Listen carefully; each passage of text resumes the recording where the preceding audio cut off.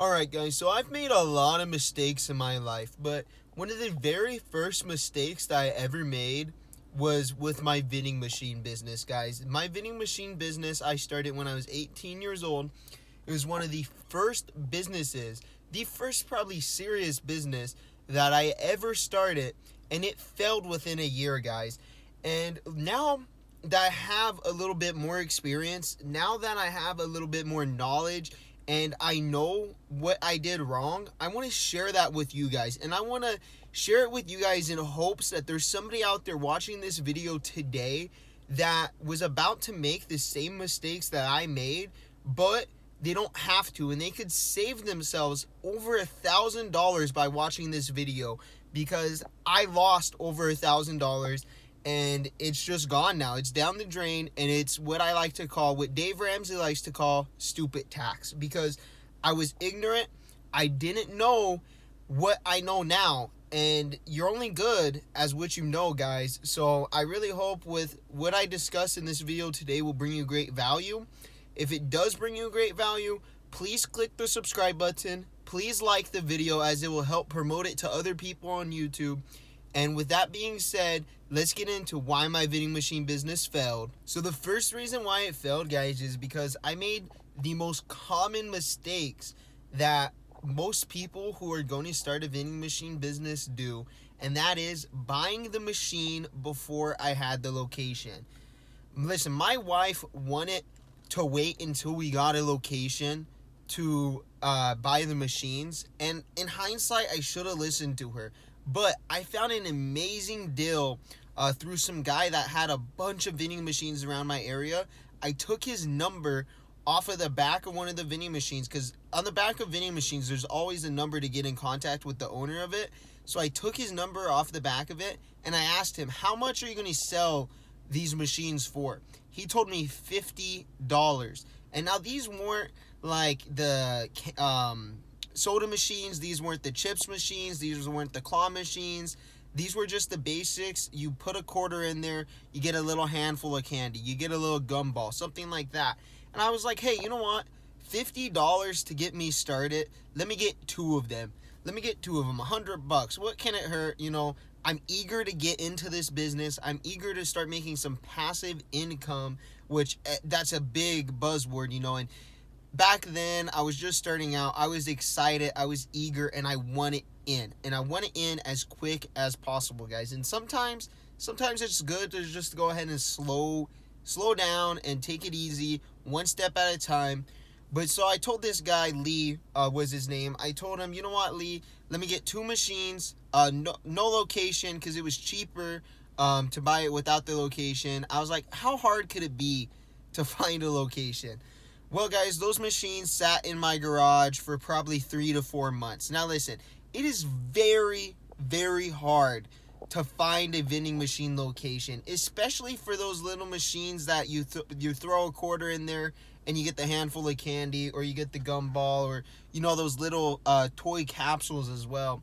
It's very, very hard to find a location for that, because most of the time, the people who do have a location with one of those machines, they've been in that store for probably 20 to 30 years, guys. And sometimes I would walk into a thrift shop, I would walk into an auto parts store, I'd give them my little pitch on why they should allow me to place my vending machine there, and they told me, well, we would, but we already have one, and I don't even know how to get in contact with the owner to tell him that he can't have the machine here anymore, or that machine has been over here for so long, and the guy who had it has been ripping us off the whole time. They won't give us any of that money that he's making.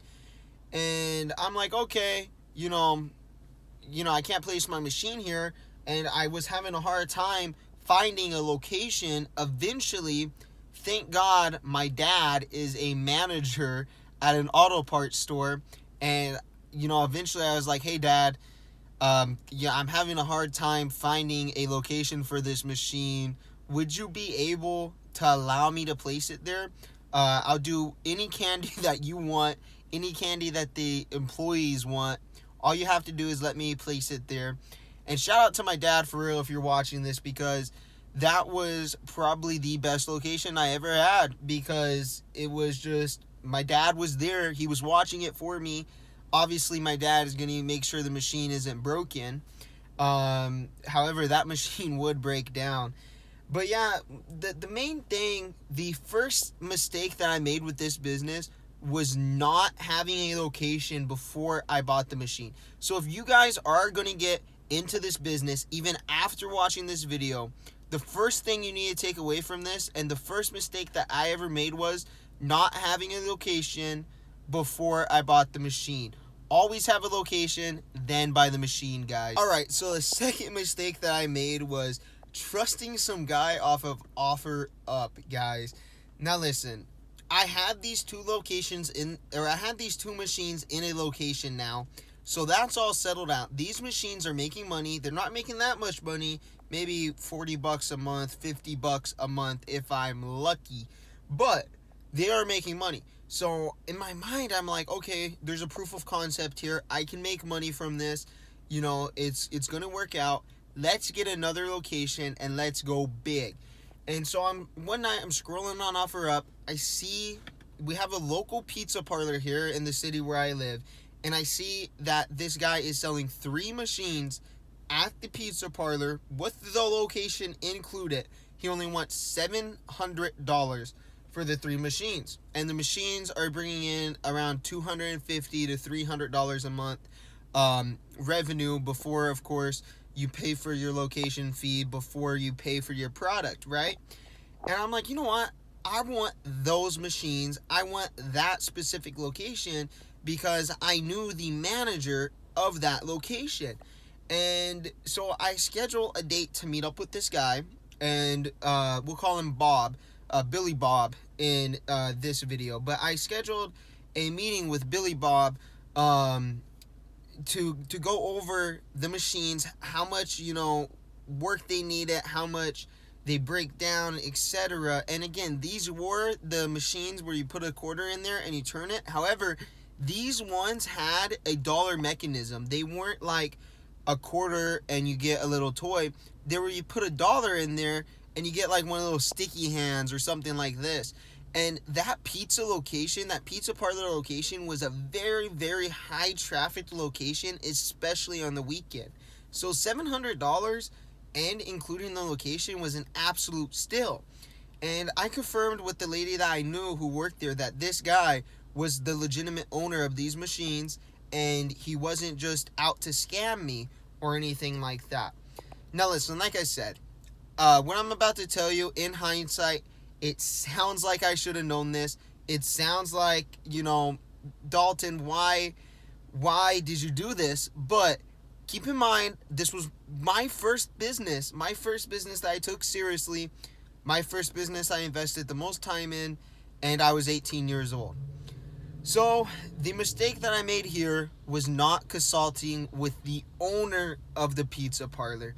And, I thought to myself, because the day we met up, the owner wasn't there at the pizza parlor, and I thought to myself, what could it hurt? This guy that I bought the machines from told me that he's giving the owner 10% of the revenue, and that the owner is okay with us switching. He's already talked to the owner. Everything's okay with me switching over. So I was like, okay, you know what? We settled on $650, because the machines, they needed to be repainted and stuff.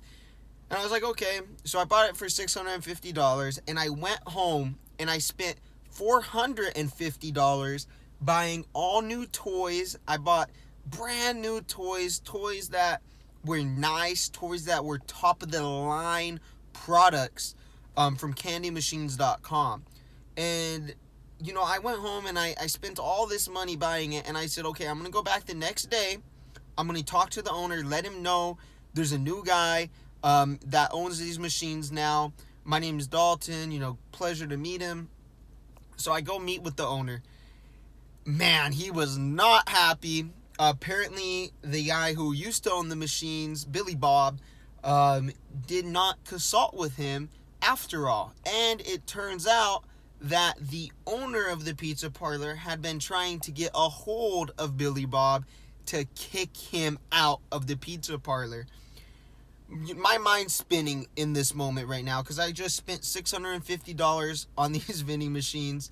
I just spent $450 getting, products, getting the paint. And so the owner of the pizza parlor says, look, this guy owed me $200. I've been trying to kick him out. He's not paying the right amount. I'll tell you what, you can stay, but you have to give me 50% of the revenue. And, I was like, no, I can't do that. The owner was like, I explained to the owner, I said, listen, I just brought all brand new toys.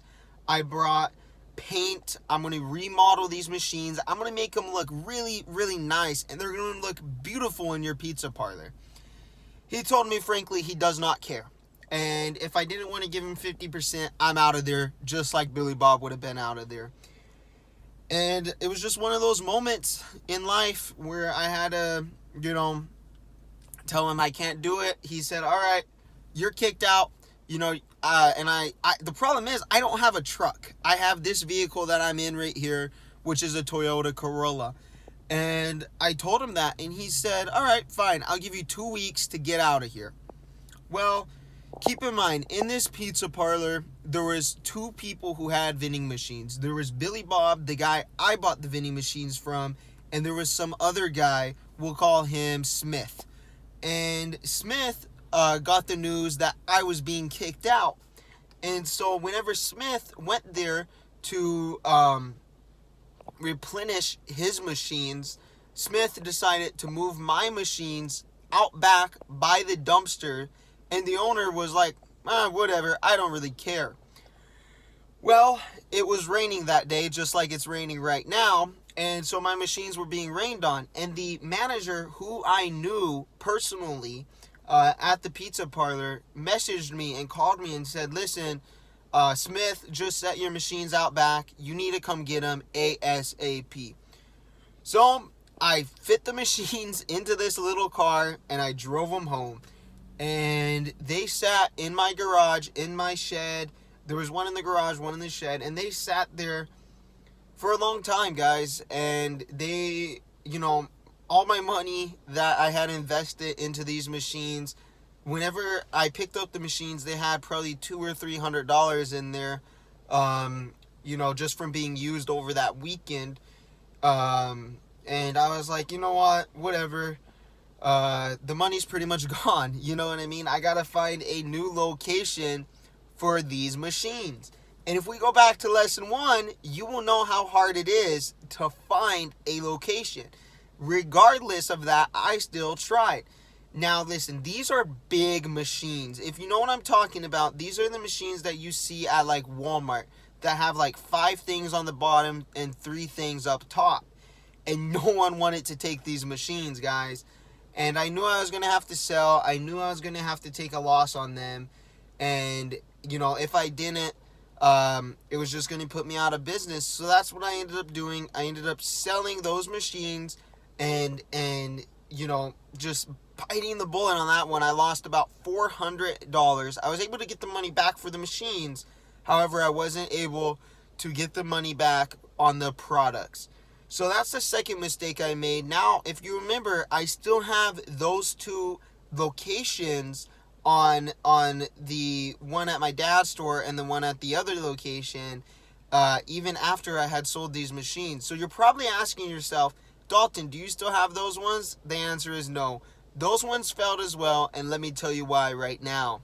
So again, you're probably wondering how the other 2 locations failed. And we're going to go one by one. One of them was in a thrift store, and that location failed because the machine kept breaking down. And like I said, I had bought these machines used. I had bought them from the guy named Lee that I discussed in the beginning of the video, and they were working fine at first, and they were pretty good machines. However, for some reason at this thrift store, people just decided to shove a bunch of random coins in my coin mechanism, and then when it didn't vend, they decided to, hit it. They decided to pick it up and shake it. And the people at this thrift shop, even though I knew them, they weren't watching my machine that well. And so the machine kept breaking down. And, I was losing money having to go there so often and fix the machine, buy new parts for the machine, and it was losing too much money, so I had to pull that one out and I sold that vending machine. Now we're down to the last vending machine, guys, and this one, it lasted for quite a while. And I was keeping up on it, and it wasn't losing me money, but it wasn't really making me money, guys. And the reason it wasn't making me money is because, looking back at it now, I can understand, but it's because I was putting Skittles and peanuts in there. Now listen, the place that I was at was the auto parts store, so I figured the peanuts would sell really good with like older men and stuff like that. However, the Skittles, they weren't really selling that good. And I had a bunch of other projects going on at the same time, and it was just not really making me any money. It was just like I was breaking even, replenishing the products, and then products go bad, and this machine started to break down too. So I was like, okay, I pulled it, and I officially had went out of business within the year, guys. And like I said, I lost probably about $1,000 because I had to buy all the equipment. I had to buy the machines. I had to do this, and even after selling, I ended up losing altogether about $450. The only reason I didn't lose the whole $1,000, $1,200, is because I was able to sell the machines, and I didn't get exactly what I paid for them. However, I just about broke even on the machines. So altogether, I was probably out about $450. So in conclusion, guys, looking back on it now, what I would have done differently was, of course, buy the machine after I had already found the location. And how you could do this is quite simple. You could just tell them, whenever you're giving a little pitch, you can tell them, hey guys, I'm going to need about a week. That way I can get my machine transferred over here, transferred into your store. And most of the time they would be cool with it, and if they're not, maybe you don't want to go to that location, guys, but most of the time they would be okay with it, and they'll say, okay, get your machine transferred over here, get everything settled, do whatever you need, really. Most people aren't going to care that much, guys. And another thing I would do differently was probably not give up as fast as I gave up. And the reason I say that is because I could have just, instead of selling my machines, I could have kept trying. I really could have. The money was already tied up into these machines. It's not like I was struggling for the money. And the one thing I always regret was not keep trying for the machines. I didn't keep trying to get a location. I didn't keep trying to get a better location. Like, instead of putting it at a thrift store, why not put it at like a hair salon or a barber shop, what have you. Instead, I gave up, and that is the number one lesson. The number one lesson I want you to take away from this video. No matter what, even if you're failing, guys, don't give up. Pray about it. Discuss it with your spouse. Do whatever you have to do. Just don't give up. Keep pushing forward. Keep trying to make money, guys. And listen, I hope you guys got something out of this video. I know this story is pretty wild, and I know it seems like I'm an idiot, but you got to keep in mind, I was 18 years old, and this was my first business, guys. So, hey, if you like this video and you feel like you got something from it, please click the subscribe button. Please like the video, guys. And let me know in the comments what you guys want to see next. Do you guys want to see about one of the businesses I have that absolutely skyrocket and is a great business? Or do you guys want to hear about another one of my failures? Let me know in the comments, and I'll see you guys in the next video.